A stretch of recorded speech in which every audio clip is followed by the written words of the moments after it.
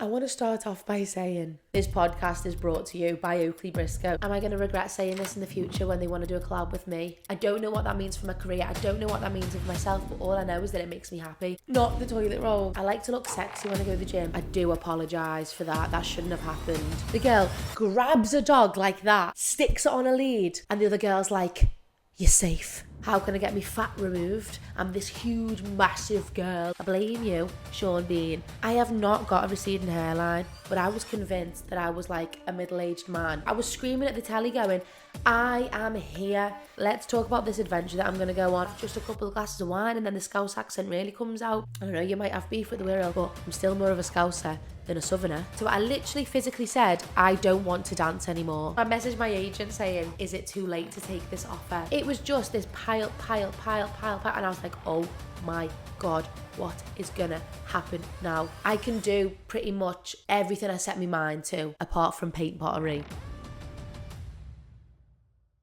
Hi guys, welcome back to Teen vs 20. I'm Oakleigh, I'm one of the hosts. Probably one of the only hosts you'll ever see because I'm always on my own. But I'm one of the hosts and I hope you enjoy the show.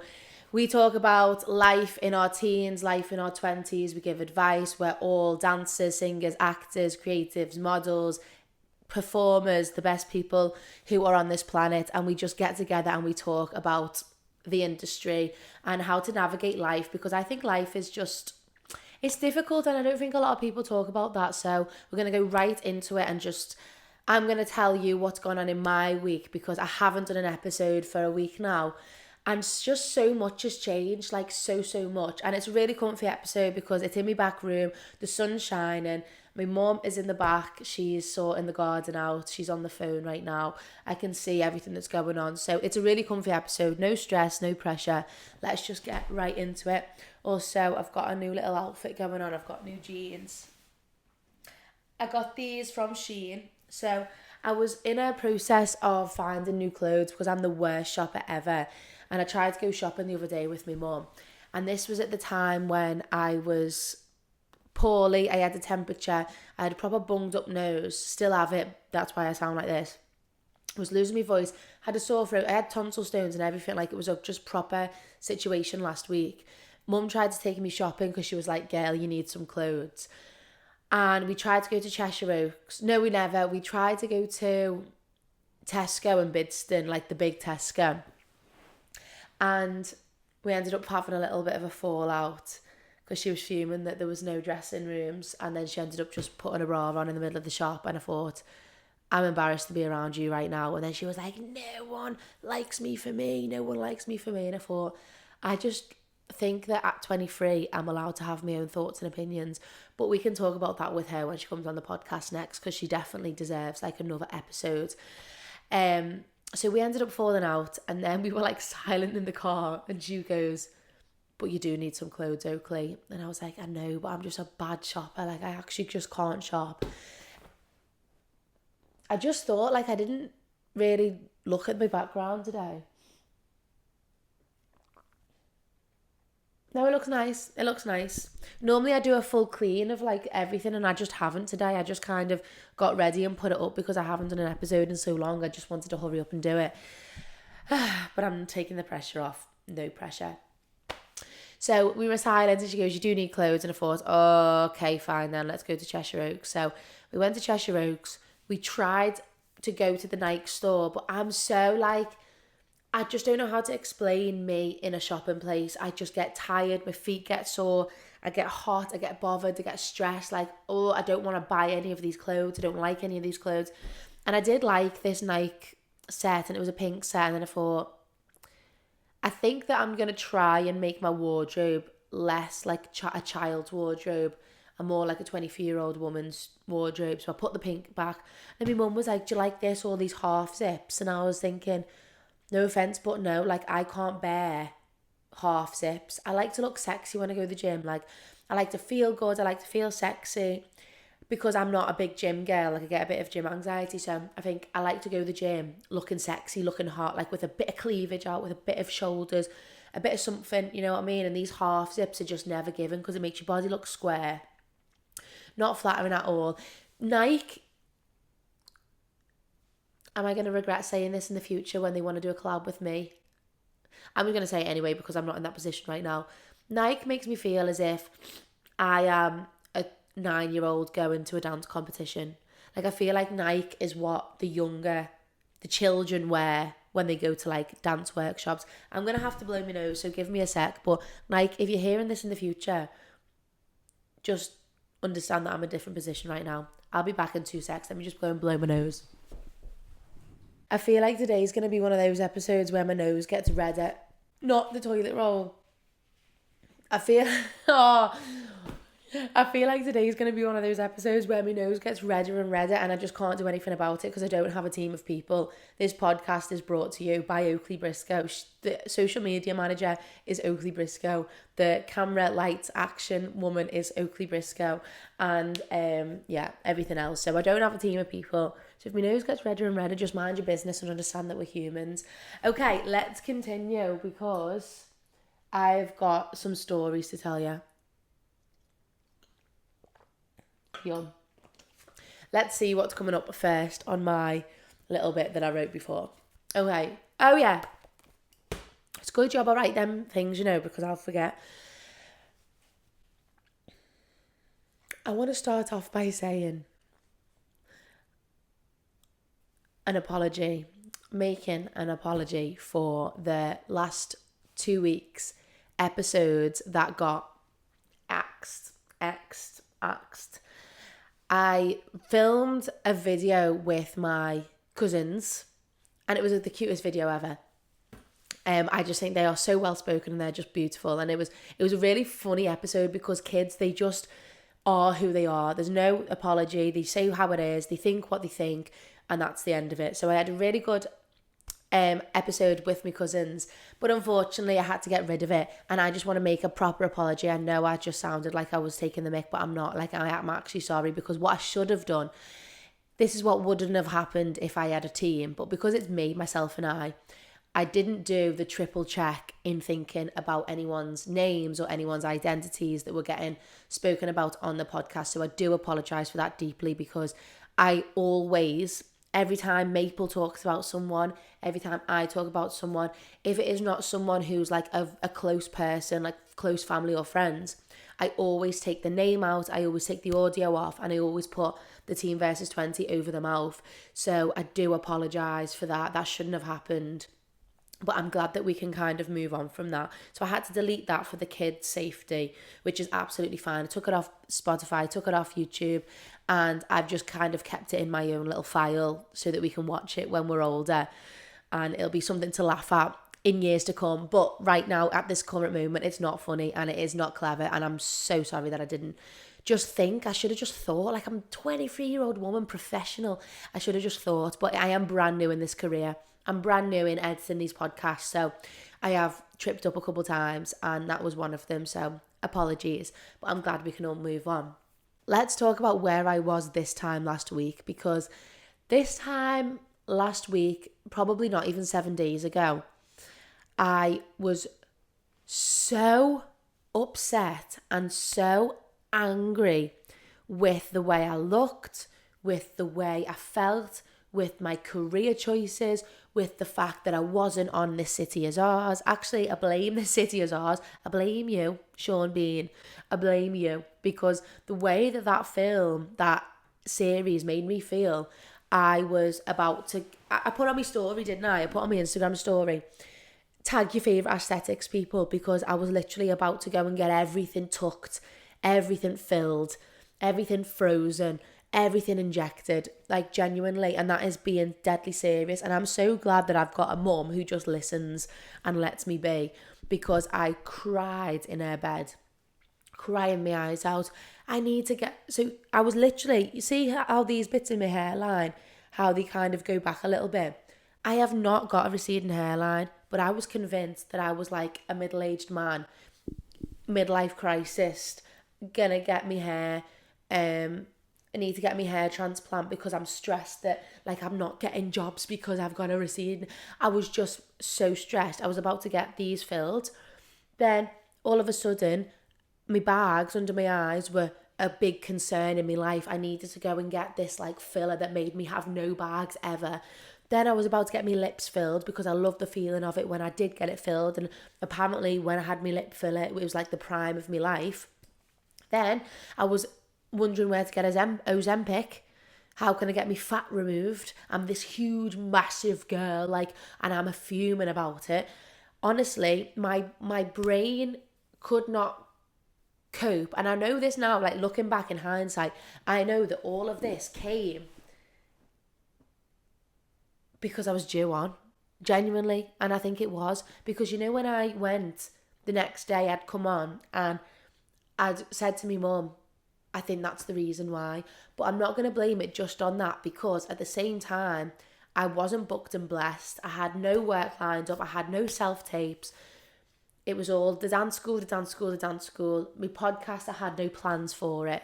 It was just like I was trying to juggle like 10 things at the same time.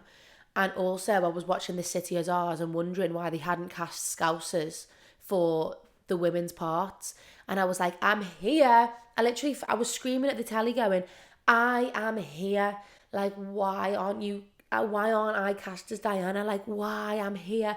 I might not be in Liverpool, but I'm over the water. I'm on the Wirral. I'm right here. I can give you a proper good Scouse accent if you really want it. Let me have just a couple of glasses of wine and then the Scouse accent really comes out. I was just like, I can't believe. So it was a whole load of different things that made me feel this certain way. Tell me why at this point today, and I know that the weather has a lot to do with it, and I am a big believer that the weather is a really important factor in your mental health too. Not for everyone, but I think it plays a little part. It's not the be all and end all, but it definitely plays a part. Today, the sun is shining. I have got an adventure that I'm going to talk about in a second. I move in a month. That is a big fat lie. I move in a week for this new adventure.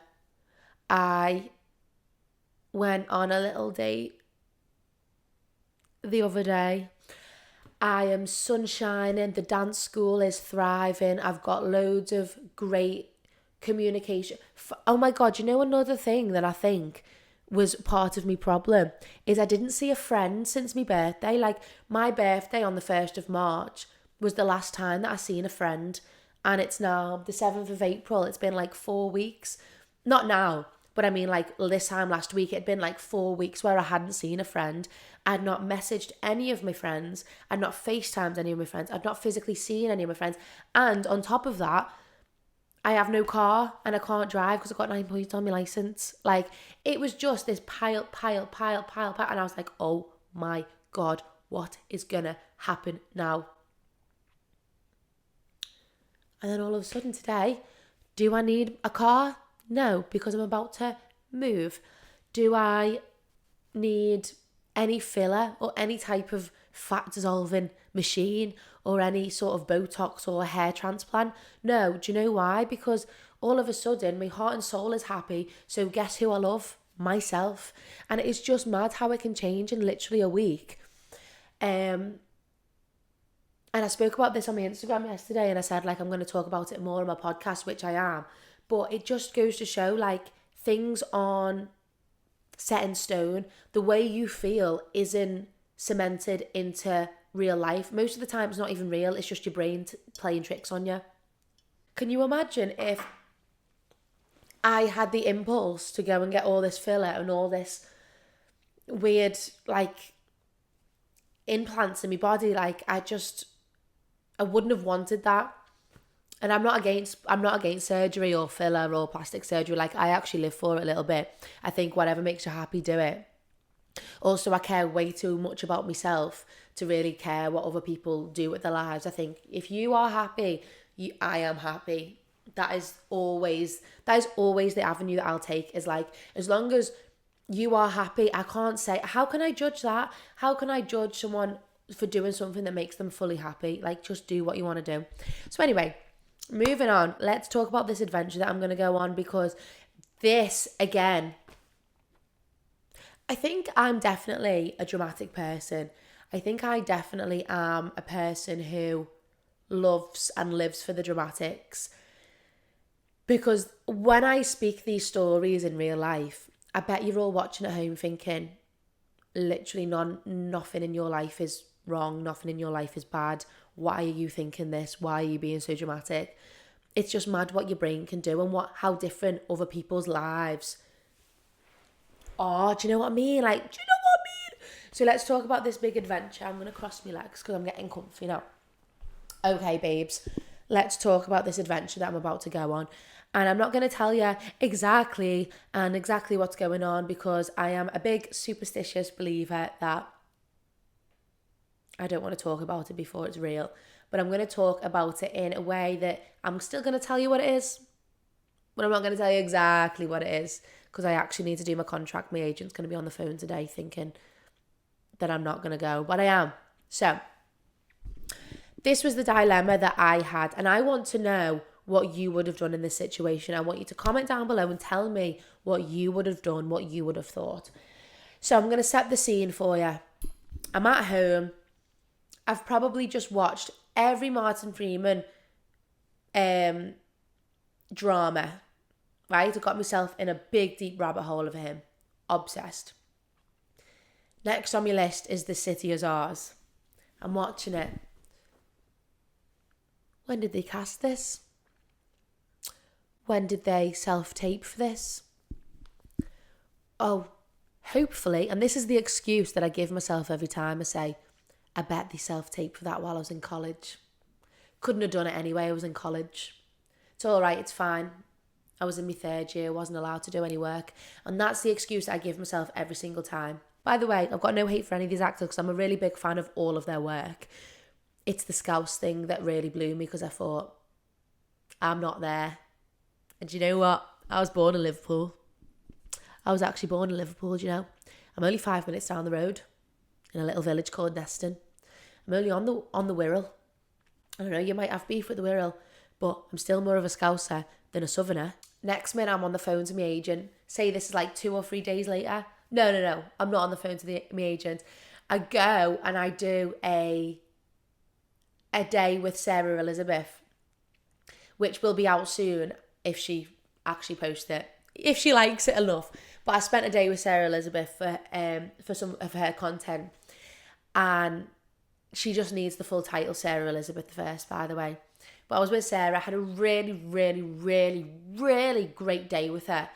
And we went for a coffee afterwards and we just spoke. And I think she's such a vibe. She's beautiful, such a vibe.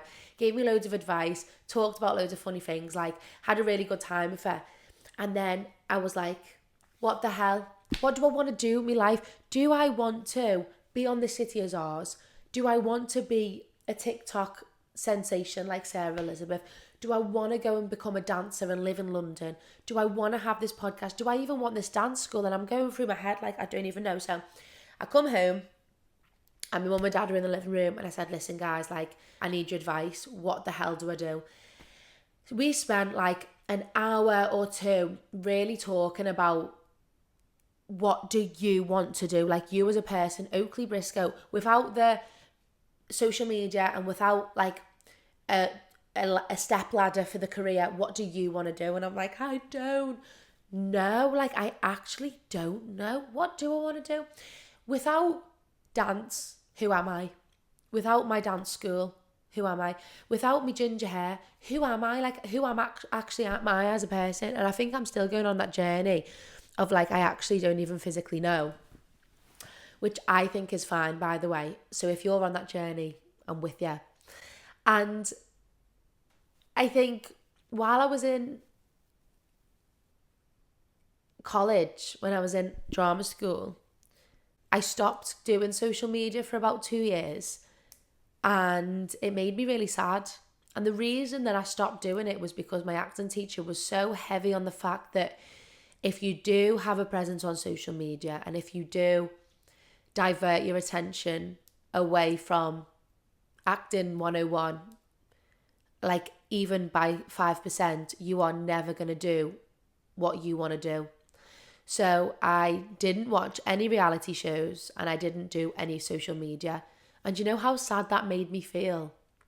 I was just lost because I have been recording myself online since I was maybe 12, maybe earlier than that, but I vividly remember being in school and having a presence on social media, and I didn't have a following, but I had a presence. Like I was always posting my dance videos on YouTube, always. And you guys know, because if you've been watching, you know how that all turned out. And I've never stopped. And then I had this weird 2 years in college where I didn't do it because I was listening to outside noise, but it made me sad. So it wasn't really being a fully authentic person, because that's what I loved. I absolutely love getting my camera up and just filming. I have a buzz. Like it gives me a buzz posting online. And even when it's just like random bits of my day, like I really, really thoroughly enjoy it. And I don't know what that means.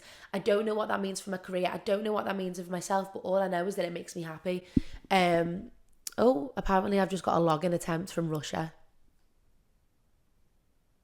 Unreal.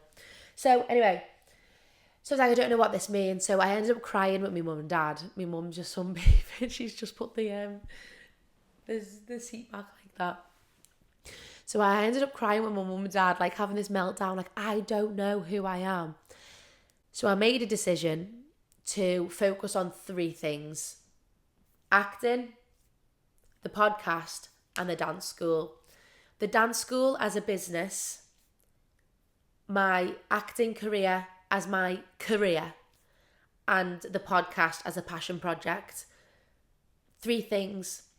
But that meant that social media was eliminated, dancing was eliminated, and any sort of like hair modelling, career was like eliminated. And then I was like, oh, could I live my life without dancing? Could I actually live my life without... What's my mum looking at? Yeah, right, I'm back.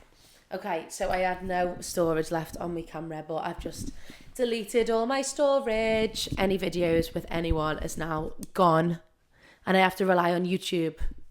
Okay, so what was I saying? I can't remember. Oh yeah, like what makes me happy. So 3 focuses, but like 1 elimination that made me feel sad. And the thing is, I think that the industry, not even the industry, no, I'm not going to blame it on the industry. I'm going to blame it on mentors, teachers, and people higher up in the food chain in certain places and certain avenues that make you feel like you can't do everything.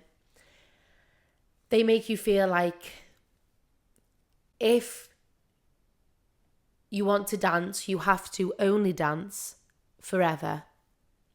That's the only way. If you want to act, you want to only act. Only worry about acting. Don't even look at reality TV. Don't even do this. And there's so much pressure on making your goal your only sort of obsession until you reach it, which definitely 100%, and I'm learning this as I'm growing up, and obviously I'm not giving facts here, I'm just giving full opinion. It makes you feel like if you don't get that goal, you are a loser, you are a failure, and you're not working like hard enough. And it makes me sad because I am a person who can do pretty much everything I've wanted to do. I'm a jack of all trades. Like, I can sing, I can dance, I can act, I can teach, I love to host, I'm a businesswoman. I can do pretty much everything I set my mind to, apart from paint pottery or make bath salts. But I can, in what I want to do, I do it the best. And I do find it really difficult to put all my focus and all my eggs in one basket. I think it's a blessing and a curse to be able to do a lot more things than just one. And I say that, and listen, I'm a performer. I'm not a brain surgeon. It's not like this is mental information for you all, but it's my life and I'm going to talk about it. So I hope you enjoy. I think it is a blessing and a curse, because it is a blessing that I can do everything because I get to do everything. Like one day I am filming for a commercial, the next I'm going to dance in a show, the next I'm singing for a track. Like I am able to have more than one job, and if I haven't got an acting job, I can go and do a dancing job. If I haven't got a dancing job, I can go and sing. If I'm not doing that, I can make sure that my business is really thriving. So in that sense, it is such a blessing.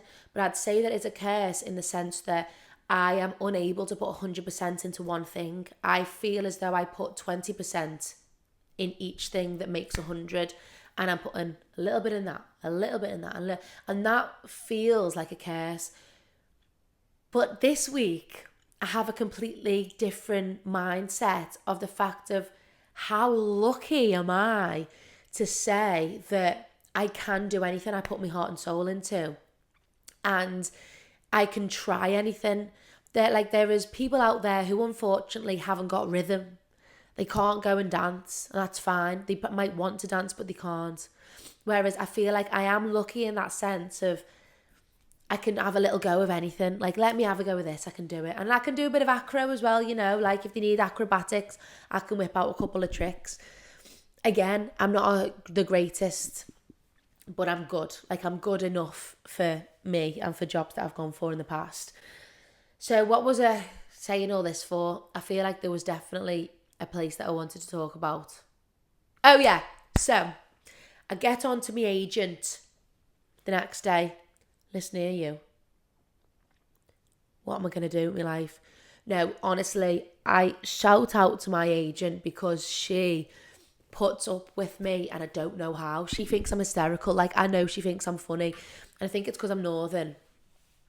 But she is just like a gift sent from God, because she puts up with all of my questions, all of my dilemmas, all of my life-changing alterations, all of my breakdowns, meltdowns. She's amazing. So I get on the phone to her. I said, listen,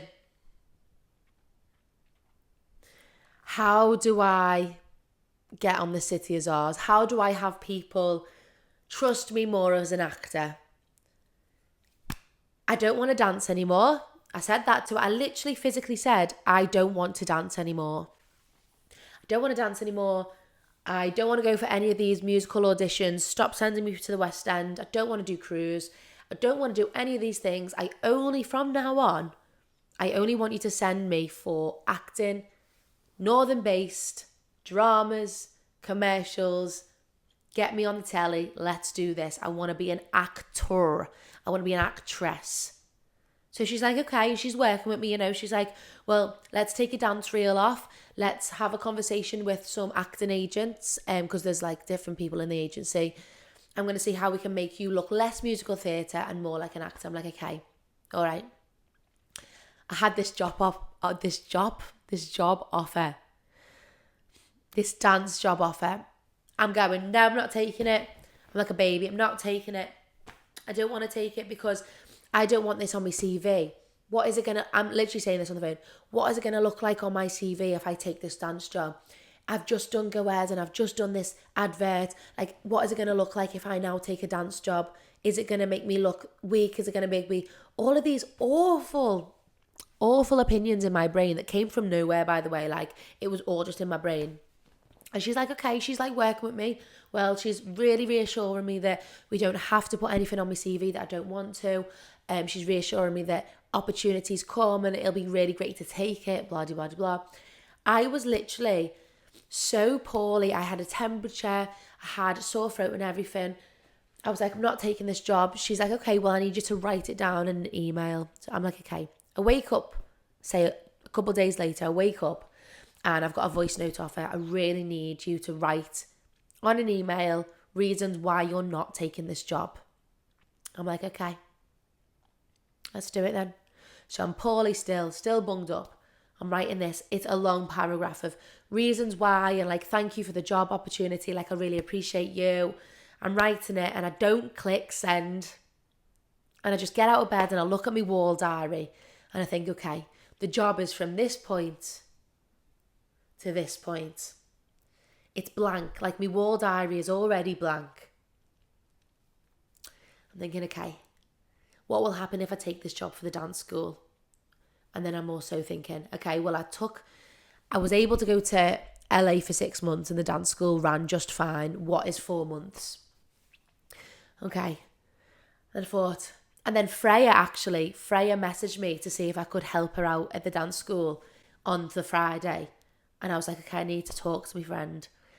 So I FaceTimed Freya and I said, I need your help, because obviously she's an actor. She's in the industry. She has a good view and good opinions from that angle too, rather than always just going to my parents, who obviously want the best for me, so they'll do whatever I kind of say. Whereas Freya, she comes from a different angle, because even though she wants what's best for me, she comes from the angle of like, I'm also in that position that you're in. I can give my opinions and stuff. So, and it was also really nice to speak to her, because I haven't seen a friend for a month. So it was really nice to speak to Freya. She was literally like, you're stupid if you don't take this job. Like, what is 4 months? 4 months is nothing. It's like 16 weeks of your life. You're gonna be able to live in London with a job in the performance industry. You're not going to be working in like a coffee shop. You're going to meet so many new people. You've wanted to live in London anyway. Just take the job. And I'm like, oh. I mean, Mum wasn't awake at this point either. And I was thinking, that girl better wake up from her nap, because her sleep. Because I need to explain to someone that I'm going to take this job, and like, I want to make sure that my mum's on board. And then I thought, you know what? I'm a 23-year-old woman. If I want to take this job, I'm going to take this job. So I messaged my agent saying, is it too late to take this offer? My agent rang back like, I knew it. My agent was like, this is the reason why I didn't say anything to the job, because I knew you'd change your mind. Take an hour. She was like, take an hour, have a really good, long, hard think about it. And she was like, while you're in London, we can do all these things and blah, blah, blah, blah. And she was really reassuring, and she was laughing at me. And I was like, oh, I'm such an idiot. I don't know how you put up with me. And then I was like, okay, I'm going to take this job. So I took the job. And then all of a sudden, it's like, all of a sudden, I've been on a little date. The sun's shining, definitely because of me. All of a sudden, like, I'm in conversations with all my friends again. I'm not poorly anymore. I'm in touch with the universe again. Things are really going well for me. Like, it is just, it's crazy what that stress and that pressure that you put on yourself does to your own life. Like, I've woken up, and I'm not saying that my life's perfect now. It's absolutely far from it. But there had been something on my chest, clearly, that I'd just lifted off my shoulders. And now I'm really excited for my next adventure. So I actually move next week for a couple months to London for this really exciting job. And who knows what's going to happen in London? Literally, I don't know. You don't know. But I bet you when I do another podcast in 4 months' time, I'm going to have so many more stories. And I'm going to keep you updated while I'm in London. And I'm going to have people on. It'll be in a different location, obviously, because I'm going to take all my equipment. I'm going to do the podcast from there. But yeah, like, it's just crazy. And the reason I tell this story is just to remind you that things and thoughts and feelings aren't set in stone. And your brain can really play tricks on you. And it's not fair, because this brain is supposed to be my friend. Like, you're supposed to be my mate. Why are you my biggest enemy? You're literally my brain. I decide what you tell me. So yeah, so I'm really, really excited.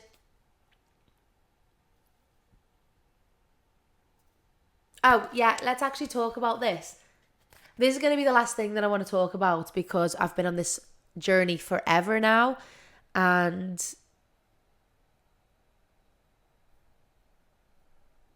I don't want to say too much about everything, because I want to kind of keep it to myself, you know. I went on a walk on Saturday morning. So I went out on Friday night with Freya. And it was such a good night. We were in Oxton. It was such a good night. It was so funny. Like, I just needed a drink. Like, I hadn't seen my friends for ages, and I really love my friends. Got to see Freya, helped out at her school, so her drama school is Wirral School of Acting, helped out with the kids. It was a really nice evening, and then we went to Oxton for a drink. And God, I love a red wine. Had a really good time, and then the next day I went for a walk in Thurston. Now listen to this. You all know that I've got a phobia of dogs, right? I go on this walk in Thurston. I don't go on walks. I don't go to anywhere where there could be dogs. If there's grass or sand, I'm not going. Like, I only like to walk where there's concrete because I know that there's people, there's cars, there's things going on. Not a lot of people take their dogs out to concrete places. It's always the beach or a field. So I never go. So I go on this walk, and long story short, we go down this like avenue section of Thurston, and if anyone's been to Thurston, you'll know what I mean, but I have never been before. So went down this really secluded part where like you can't see what's around the corner. So my heart is beating at my chest, but I'm thinking, no, that's cool, let's go. We get to a point where I could see two ladies and their dog about to walk to me. And I'm like, oh, sugar. So I hide. I do like a bit of a hiding, whatever. And the person who I was with, they were like, oh, she's got a phobia of dogs. Next minute, these two girls, the girl grabs a dog like that, sticks it on a lead, and the other girl's like, you're safe. Don't worry, you're safe. There's no need to be frightened. I've got you. Oh my God, it was the best thing ever. These two older women, loveliest women. Couldn't have met more lovely people for the situation that I was in. Like, I was already nervous because I was in Thurston on my own. I was already nervous that I was like having to explain my phobia, because I get really embarrassed when I have to explain. And I got the two nicest women ever. So one of them had the dog on a lead, literally yanking this dog, making sure it doesn't come anywhere near me. This other woman's like stood like a starfish, and she's like, I've seen this really good thing online. She said there was a woman who was scared of feathers, and they put a feather on the table, and she started panicking and she started getting all tense. But after a while, she just really came to terms with the fact that she actually wasn't scared. And the scientific proof that you can't hold that level of anxiety or that level of fear for longer than a certain amount of time. So if you're faced with your fear for a long enough time, you can actually overcome it. And I was like, really? But at the same time, I'm thinking, what is behind me? What is in front of me? What's to this either side of me? I'm trying to think about what you're saying, but I'm going blind thinking about where that dog is. But is there a dog coming here? And then I'm worried about the friend that I'm with as well. I'm worried about all these different things, and I'm trying to listen to this girl's stories, but honestly, couldn't have met two nicer women. And after me posting on my TikTok about me being scared at my cousin's house and having so much hate on that video, not hate, just kind of like ignorant people who don't realise that not everyone is going to love their dog. So many like awful comments on there. It was really nice to have two people who just appreciated that people are scared, and she was really quick to get the dog away from me. She was really quick to make me feel safe, and I just think like that's why I love humanity, because I think we're just here to help each other out, and she was really reassuring that everyone is scared of something. So on that really positive note, if there's anything going on in your life where you feel like you are just at absolute rock bottom, just know that if you hit at rock bottom, the only way is up. Follow us on social media, let us know what you think, and hopefully, fingers crossed, the next person on the podcast will actually be Maple, because I know that you miss her. Like, she's here in spirit all the time in this picture, and I even said today, I said, can you even do a FaceTime episode? No. So we will get Maple back on the podcast, I promise, and when that does, it'll be the best episode yet, so just waiting for that. We're on Instagram, we're on TikTok, we're on YouTube, obviously, and I hope you enjoyed. Lots of love, and I will see you on the next one. Bye! Mwah!